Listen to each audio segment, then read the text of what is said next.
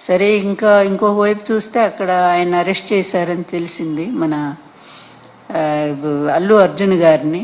పాపం నిజంగా నాకు బాధ వేస్తుంది. ఎందుకంటే ఎన్ని కుట్ర రాజకీయాలండి, ప్రతి చోట ఈయన చేతులు ఉంటాయి, అందులో సందేహం ఏమీ లేదు. ఇక్కడ 29 మంది మన గోదావరి పుష్కరాల్లో చనిపోతే మరి ఇతను ఎన్నిసార్లు అరెస్ట్ చేసి జైల్లో పెట్టాలండి? చంద్రబాబు గారిని ఎన్నిసార్లు చేయాలా? అదేవిధంగా కందుకూరులో దాదాపుగా 9 మందిని చంపేశాడే ఈయన.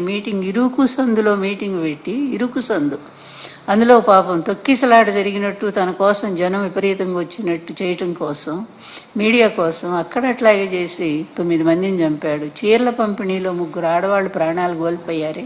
ఈయన ఎన్నిసార్లు జైల్లో పెట్టాలో చెప్పండి?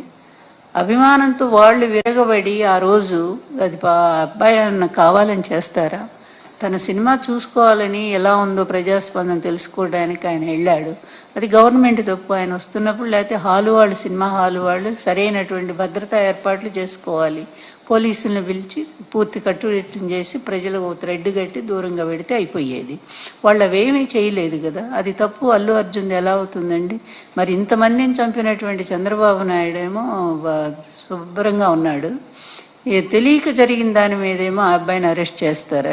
ఎంత దుర్మార్గం! ఇట్లాగే ఉంటాయి. చంద్రబాబు అక్కడ ఆయన శిష్యుడు ఇద్దరే కదా, మరి ఇద్దరు 2 రాక్షస పాలనే చేస్తూ ఉన్నారు, ఆ రాష్ట్రంలో ఈ రాష్ట్రంలో కూడా. అందువల్ల ఏదైనా దేనికైనా ఒక అంతిమం అనేది ఒకటి ఉంటుంది. తప్పనిసరిగా రైతులకు అన్యాయం చేస్తున్నటువంటి ఈ ప్రభుత్వం తొందరలోనే దాన్ని